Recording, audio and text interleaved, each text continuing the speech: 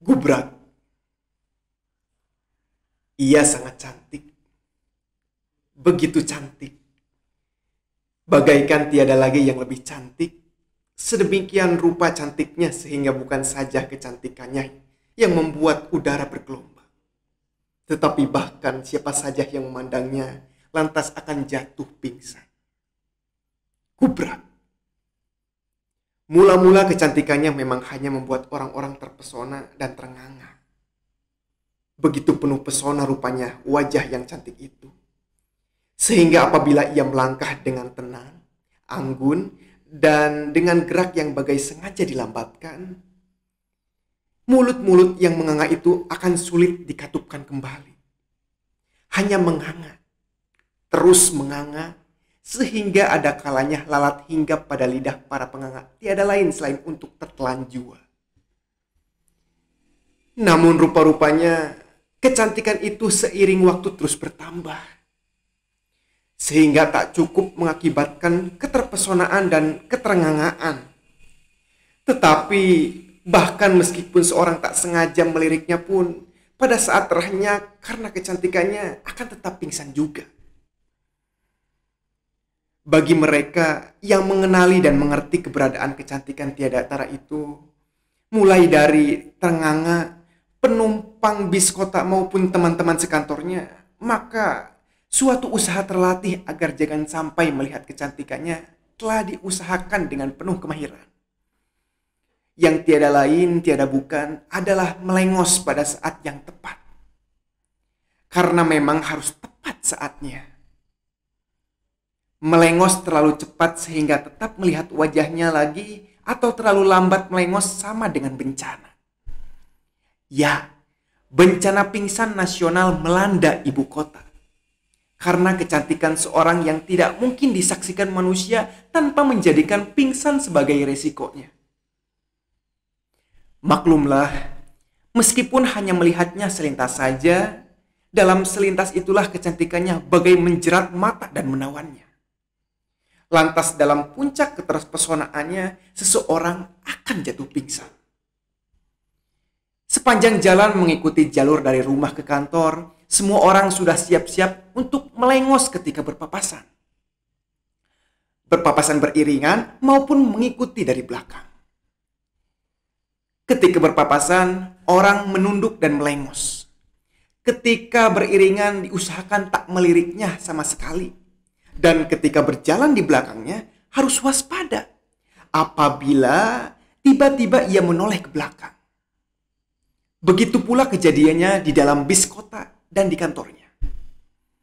Kalau tidak menutup mata, maka orang-orang mengangkat tangan agar menghalangi pandangannya terhadap wajahnya, supaya tidak jatuh pingsan ketika bicara dengannya.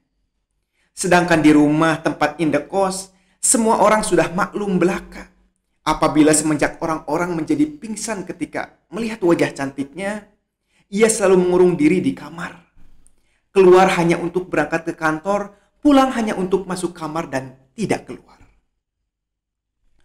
Saya tak akan terlalu sungkan jika yang pingsan adalah mereka yang menatap saya terlalu lama. Ujarnya di balik pintu. Meski ia pun tahu hanya cukup sekilas tatapan saja sudah membuat orang pingsan.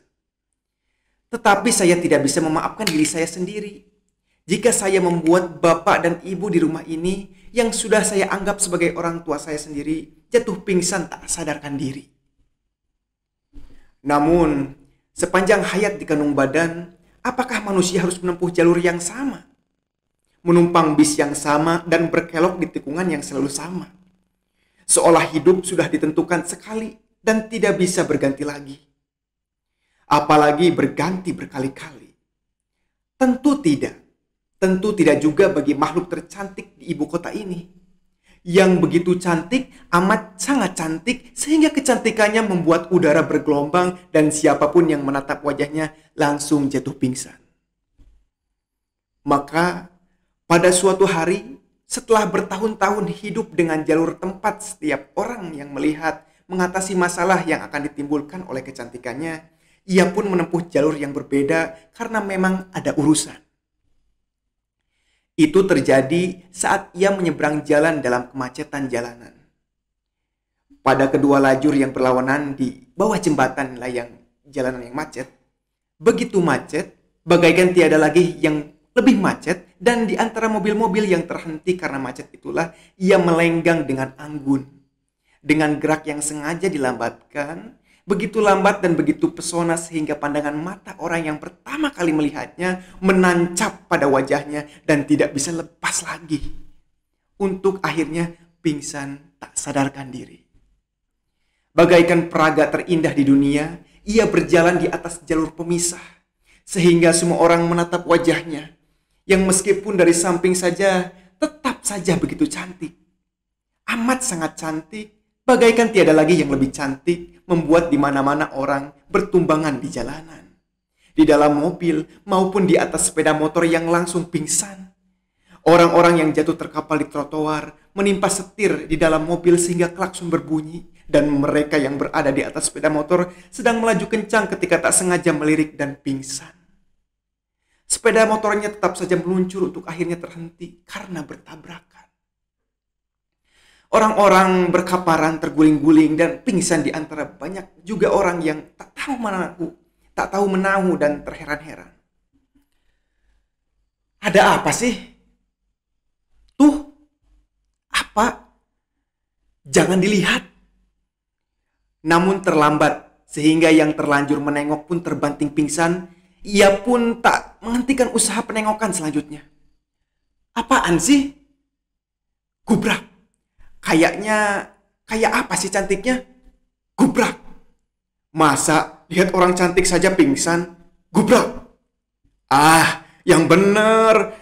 Bisa pingsan. Coba lihat. Gubrak. Aku juga pengen lihat. Gubrak. Coba lihat. Gubrak. Coba lihat. Gubrak. Coba lihat. Gubrak. Gubrak. Gubrak. Gubrak. Gubrak. Gubrak. Anehnya mereka tak lantas siuman. Ternyata banyak yang belum percaya dirinya pingsan. Karena pesona kecantikannya yang berusaha melengok kembali. Masa iya gubrak? Tentu saja terjadi kegemparan di sepanjang jalan yang dilalui makhluk dengan wajah tercantik ini. Karena setiap kali melangkah dengan tegas tetapi anggun, ia menimbulkan kepingsanan di mana-mana. Lantas, manakah yang pingsan karena kedahsyatan pesona ini berpenyakit jantung pula? Tidak sedikit yang melanjutkan kepingsanannya dengan kematian. Maka, di antara banyak orang-orang yang pingsan dan bangun sambil meratap-ratap, terdapat pula yang tak pernah bangun lagi dan mati. Di jalanan yang tanpa peristiwa luar biasa, ini pun sudah penuh kekacauan dan ketidaknyamanan. Keadaan semakin hiruk pikuk, deretan mobil tak berjalan lagi, sepeda motor masih terus saling bertabrakan. Semakin jauh ia melangkah, semakin panjang debu prahara yang ditimbulkannya. Polisi setempat segera menelepon komandannya, dan komandannya segera mengirimkan helikopter. Dari helikopter, laporan pandangan mata tersiar langsung lewat kamera ke layar di ruang rapat tempat komandan menyaksikan kegemparan bersama para pembantunya. Dengan cepat komandan meminta dihubungkan langsung dengan juru kamera. Jangan ambil wajahnya! Jangan, nanti pingsan semua kita di sini! Sejak awal, juru kamera kepolisian itu pun sudah telah mendapat peringatan dari rekan di bawah. Awas, ambil dari jauh. Kita hanya perlu mengambil arah jalannya. Awas, kita melihat wajahnya. Kamu bisa jatuh pingsan melayang ke bawah. Oke. Wajah tidak diambil. Kopi. Juru kamera ini pun tahu begitu wajah tertangkap kamera, pada saat itu pula para penyaksi laporan jatuh pingsan. Ketinggalan pula dirinya. Namun para juru kamera stasiun televisi yang segera berdatangan dengan helikopter masing-masing belum sempat menyadarinya. Ketika helikopter itu berebutan terbang merendah untuk mendapatkan gambar terbaik dari prahara kecantikan wajah yang masih memakan korban sepanjang langkahnya itu, dalam siaran langsung prahara ini menjadi berlipat ganda. Karena wajahnya tertera seantero negeri dan seketika kecantikan wajahnya telah membuat negeri ini nyaris lumpuh. Ketika segala kota besar, kota kecil, pelosok, bandara, kapal laut, bis malam, dan segala pojok televisi umum, pokoknya di mana saja terdapat pesawat televisi, wajah tercantik di dunia itu membuat menahan napas karena sangat terpesona. Tak pernah menghembuskannya lagi, sehingga jatuh pingsan. Gubrak, gubrak, gubrak, gubrak, gubrak, gubrak, gubrak, gubrak, gubrak. Komandan jadi naik pitam. Orang-orang TV ini memang goblok. Beberapa juta orang sudah pingsan gara-gara mereka. Biasanya cuma ikut bikin kacau saja. Usir mereka semua. Kita harus segera mengejar dan menangkap sumber prahara ini. Kecantikan. Di mana-mana bikin perkara. Bikin perkara saja. Dengan pendekatan menghadapi musuh di medan tempur, daerah itu segera dikosongkan. Sehingga tidak ada lagi calon korban yang baru yang berpapasan. Orang-orang di televisi diancam akan ditembak rudal kalau tidak menjauh dari helikopternya. Meski jauh, itu sembari terbang di tempat para wisatawan yang lebih bersungguh-sungguh tetap berusaha meliput peristiwa. Lantas, helikopter polisi itu terdengar kata-kata melalui pengaras suara. Pemilik wajah cantik yang kami hormati, wajah cantik saudara telah membuat banyak orang pingsan dan sangat mengganggu ketertiban. Mohon dengan sangat menyerahlah. Berhubungan wajah cantik saudara membuat pingsan orang-orang yang memandanginya.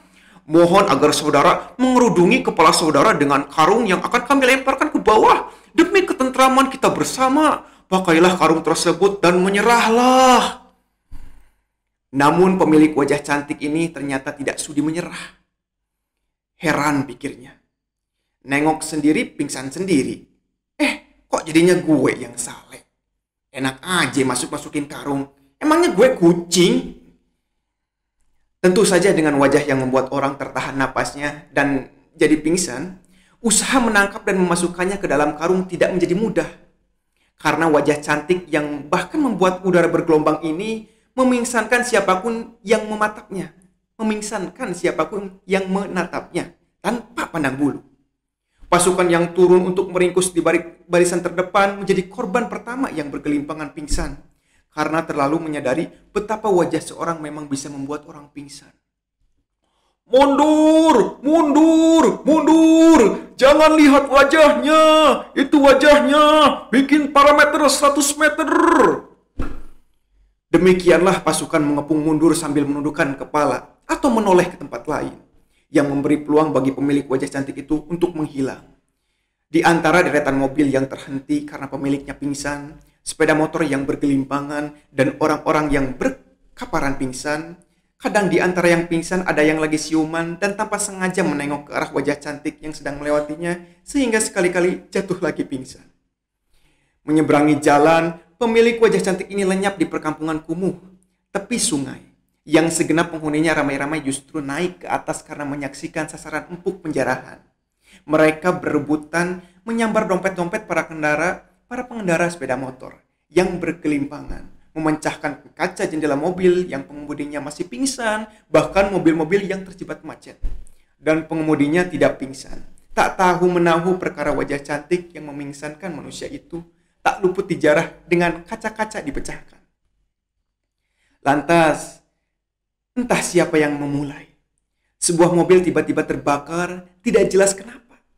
Mobil-mobil lain itu juga ikut dibakar. Sehingga membentuk jalur api yang panjang sepanjang kota. Suasana jadi hiruk pikuk. Orang-orang panik berlarian sambil menjerit karena toko-toko di sekitarnya mendadak terbakar pula. Jalur terbakarnya mobil-mobil yang semakin memanjang bagaikan terbakarnya sebuah sumbu yang disusul jalur tembakan toko-toko. Habis deretan toko, terbakar perkampungan kumuh. Setelah perkampungan kumuh terbakar habis pula para penghuninya, menyerbu kompleks perumahan mewah untuk menjarah. Dan ujung-ujungnya lantas membakarnya pula. Tak lama kemudian, sebuah gedung pencakar langit terbakar pula, bagai obor yang raksasa. Pada saat senja menjadi lengkap dan malam turun, ibu kota telah menjadi lautan api. Dari pesawat terbang yang merendah turun ke bandara, tampaklah seluruh kota menyala-nyala. Parameter kepungan pasukan anti huru-hara telah rusak tanpa pernah terbentuk karena kekacauan yang tidak terkendali lagi. Api tak dapat dipadamkan dan bahkan mobil pemadam di mana-mana. Terjadi kekacauan.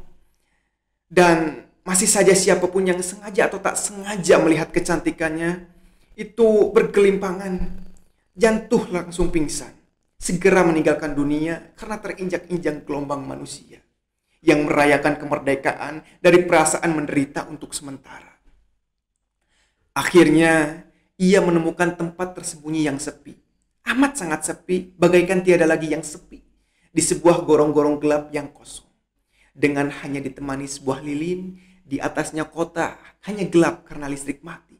Dan meskipun api masih menyala di berbagai puing-puing reruntuhan dan bangkai-bangkai mobil yang hangus, kerusuhan sudah mereda. Terdengar suara-suara langkah yang diseret karena kelelahan jiwa yang terguncang.